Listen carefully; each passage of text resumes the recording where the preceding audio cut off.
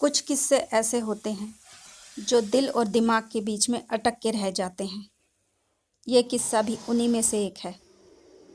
अगर खुद मेरे ऊपर ना बीती होती तो शायद मैं यकीन ही ना करता। ये एक कहानी नहीं, वो हवेली मैंने किराए पर ली थी। पिछले 10 साल बड़ी मसरूफियत में बीते थे। मुझे ब्रेक की ज़रूरत थी। मेरे साथ मेरा एक करीबी दोस्त भी था। वहाँ की खुली हवाओं में मैं बड़ा सुकून महसूस कर रहा था। उस हवेली में हम दोनों के अलावा 2 लोग और थे। एक बूढ़ा माली जो हवेली की रखरखाव का ख्याल रखता था, और दूसरी वो गहरी नीली आंखों वाली जो हर वक्त मेरे चारों तरफ मंडराती रहती थी। मैं एक रोमानियत सी महसूस कर रहा था। मुझे ऐसा लगता जैसे पिछले जन्म का कोई रिश्ता है जो मुझे यहाँ तक खींच लाया है। दिन गुजरते जा रहे थे। धीरे धीरे मेरे जाने का समय नज़दीक आ रहा था। एक शाम सिगरेट के कश खींचते हुए मैं सोचों में गुम था और मेरा दोस्त किताब पढ़ने में मसरूफ़ था। इतने में वो चाय लेकर अंदर आई। उसने चाय टेबल पर रखी और बाहर का दरवाज़ा खुला देखकर बोली, साहब इसे बंद ही रखा करें, कुछ दूरी पर सपेरों की बस्ती है, अगर कोई नागिन अंदर घुस आई तो क्या करेंगे। वो मेरी तरफ देखकर गहरी नीली आंखों से मुस्कुराने लगी। मेरे दोस्त ने यूं ही पूछ लिया, क्या तुम्हें इच्छाधारी नागों पर यकीन है? वो बोली, हाँ। एक कहानी सुनेंगे? हमें सुनने में बड़ी दिलचस्पी थी और शायद उसको सुनाने में ज़्यादा दिलचस्पी थी। उसने कहानी कहनी शुरू करी। कई 100 साल पहले सपेरों का एक कबीला था और कबीले में एक जोगी था। कहते हैं जोगी हर इंसान नहीं बन सकता, वही बनता है जो अपने अनदेखे अनजाने प्रेम के प्रति अपना पूरा जीवन समर्पित कर देता है। लोगों का कहना है कि जोगी की बीन में इतनी ताकत आ जाती है कि इच्छाधारी नागिन उसकी बीन की धुन पर थिरकती है। जोगी को बांसुरी बड़ी पसंद थी। वो अपनी बांसुरी लेकर घंटों जंगलों में भटकता रहता। उसे तलाश थी किसी की। एक दिन जब उसकी आंख खुली तो वो उसके सामने थी। जोगी मुस्कुराया और मुस्कुराकर आगे बढ़ गया। पीछे से उसने आवाज़ दी, जोगी कल फिर आना, मैं इंतज़ार करूँगी। जोगी रोज़ मिलने उससे जंगल में जाता। वो इच्छाधारी नागिन थी जो जोगी की बीन की धुन पे मदमस्त होकर नाचती। जोगी बांसुरी बजाता तो बेसुध होकर सुनती। एक अनोखा प्रेम, एक जोगी और नागिन का। लेकिन ये प्रेम ज़्यादा दिन तक नहीं रह सका।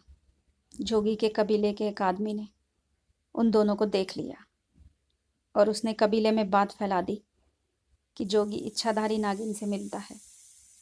सभी सपेरों को ये लगा कि किसी तरह से वो इच्छाधारी नागिन को अपने बस में कर लें।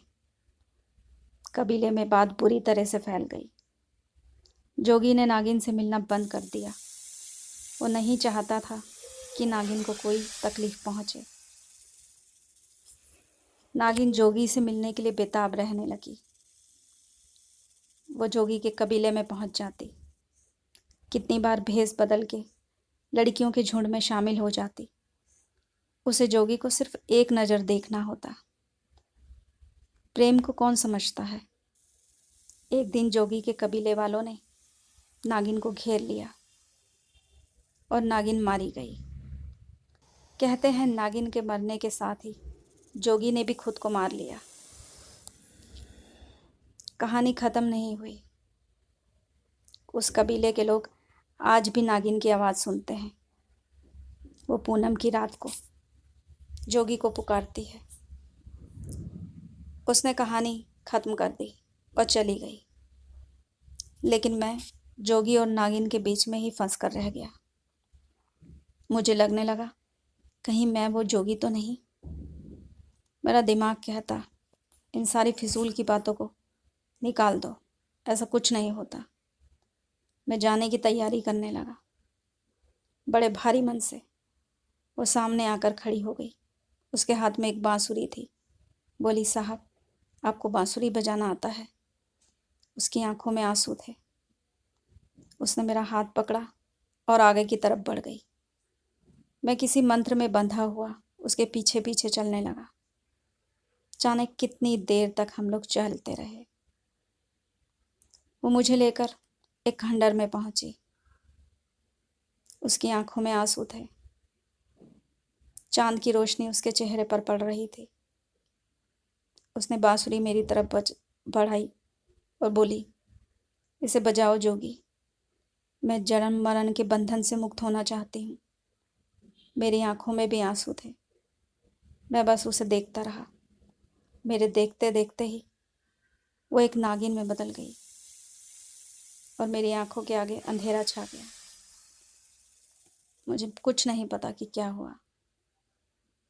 जब आँख खुली तो मैं हॉस्पिटल में था। बांसुरी मेरे पास थी। आज कई साल हो गए। उस बांसुरी के साथ मैं उन खंडरों में भटकता हूँ। काश वो एक बार मुझे नजर आ जाए।